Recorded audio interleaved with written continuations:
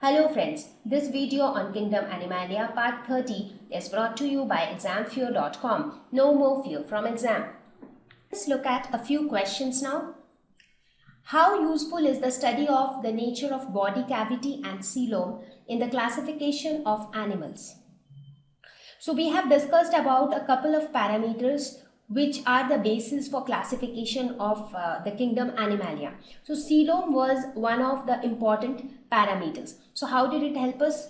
So before that, let us quickly review what is coelom. It is the cavity between the body wall and the digestive tract, or you can say the cavity between body wall and gut wall.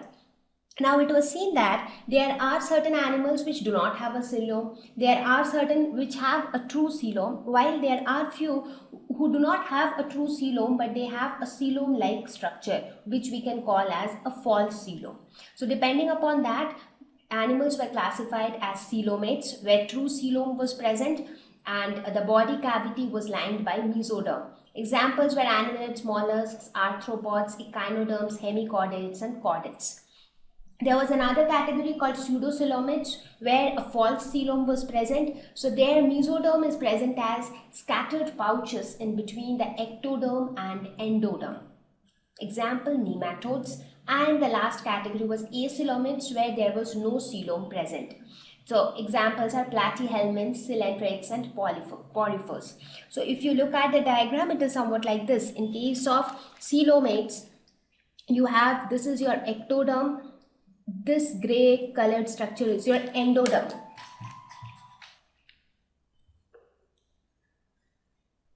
So this is your endoderm. So here you have a cavity, right? So this cavity is coelom.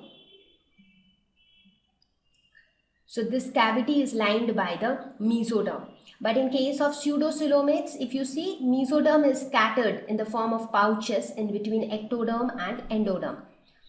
And in acoelomates, there is no coelom at all. You just have ectoderm, mesoderm, endoderm, one after the other. So there is no cavity present. Let us look at the next one.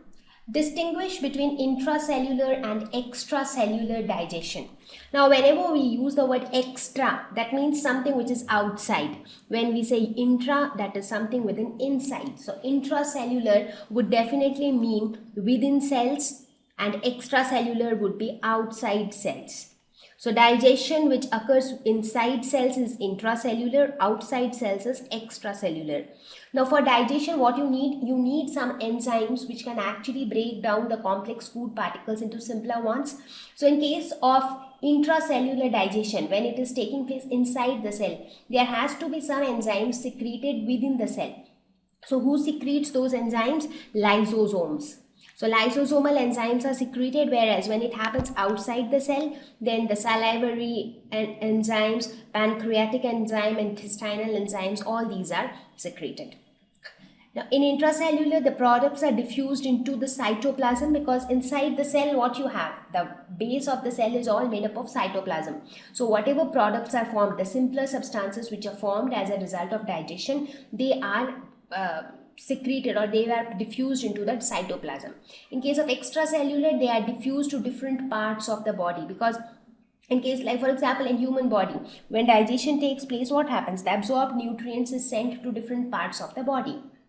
Intracellular is generally seen in unicellular and simpler organisms, but extracellular is seen in multicellular organisms like human beings. So these are some of the distinctions between extracellular and intercellular digestion. Third one, what is the difference between direct and indirect development? So I have spoken about this before also. Whenever we say direct development, that means the embryo directly develops into a mature individual. Now when I say mature individual, that doesn't mean that when a child is born, in case of human beings, when a child is born, he will be born as a matured human being, maybe an adult of 20 years old. It is not like that. What I'm trying to say is, like when the baby is born, the baby is a human being. So you understand? There is no intermediate stage. There is no other organism which is formed first and then that organism will gradually grow into a human being. It is not like that. So that is an example of direct development. Indirect development, embryo first develops into an immature stage, then develops into a mature individual. For example, in some of the amphibians, you see that they first grow into a larval stage. Then that larva exists for certain period of time, and then it gradually develops into a mature individual. So no larval stage is involved in direct development, but a larval stage is involved in indirect development. Examples of direct development are fishes, reptiles, birds, mammals. Indirect developments are invertebrates and amphibians. What are the peculiar features that you find in parasitic platyhelminths? Now, here we have to tell only about the features which are specific to parasitic platyhelminths. Otherwise, platyhelminths features we all know. Now, body is flattened dorsiventrally, hence they are flatworms. That is something which is common to all the platyhelminths. Talking about the parasitic platyhelminths, they stay inside the body of host and obtain nutrients from them. So they bear hooks and suckers so that they can get their food, which helps them in getting their food. Sensory organs are not very well developed. Excretory organs like flame cells are present. As I said, you have an excretory canal here, and inside that flame cells are present. The digestive tract is absent or incomplete, so you do not have a proper digestive system. What are the reasons that you can think of for the arthropods to constitute the largest group of the animal kingdom? You remember I told you that arthropoda has the maximum population in the animal kingdom. Now can you think of a reason why do they have so much of population? So if the population is so huge, that means their death rate is less. Not many of them die very easily. So that can be one of the reasons why they are surviving so good. So one reason is presence of the tough exoskeleton. So they have an exoskeleton which is very hard and tough, which is made up of chitin. So because of that, it ensures protection to their body. So they do not get injured, or they do not die very easily because of the presence of that protective exoskeleton. So it also helps them to survive in extreme conditions. So that is again another very big advantage. So because of this, their rate of living increases. Also, appendages of abdomen associated with locomotion, reproduction, and defense. So these joint appendages help in a multiple purposes. So because of all these reasons, we feel that there is a possibility that arthropods are increasing in number.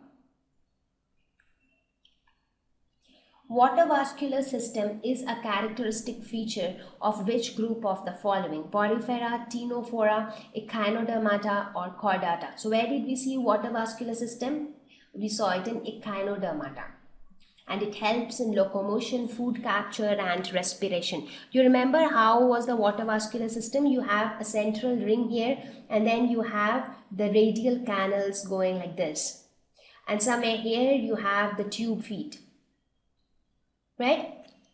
So the water vascular system present in Echinodermata. All vertebrates are chordates, but all chordates are not vertebrates. Justify the statement. I have explained this before also.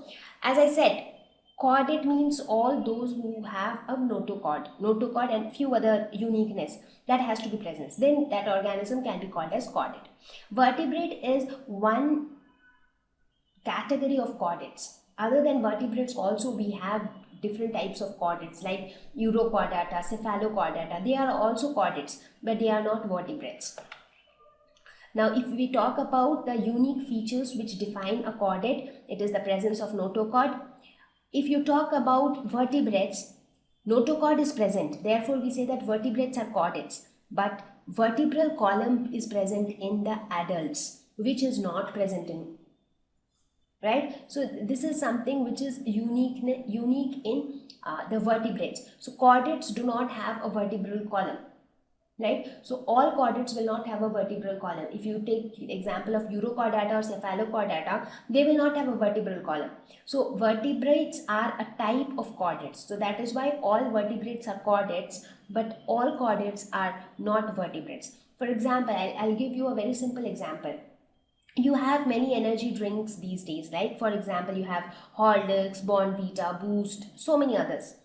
Now, if I say that Boost is an energy drink, but all energy drinks are not boosts. All boosts are energy drinks, but all energy drinks are not boosts. Why? Because boost is just one type of energy drink. Even other than boost, you have so many others like Complan, Horlicks, this, that, and all.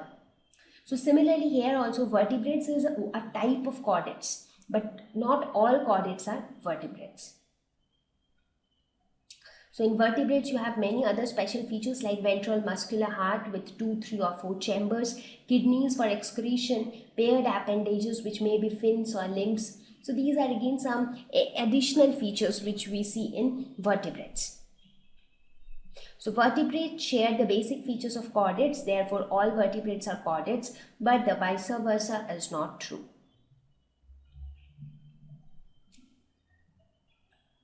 Let us look at the next one. Could the number of eggs or young ones produced by an oviparous and viviparous mother be equal? So what do I mean by oviparous? Oviparous means an organism which lay eggs. Viviparous, an organism which give birth to young ones. Now it is telling, is it possible that the number of eggs given by an oviparous mother is equal to the number of young ones produced by the viviparous mother? Well, the answer is no, they can never be equal. That's because an oviparous mother produce eggs and viviparous mothers produce young ones. Now these eggs actually develop into that young one externally. So there are a lot of chances that the eggs might get spoiled or some harm can happen to it.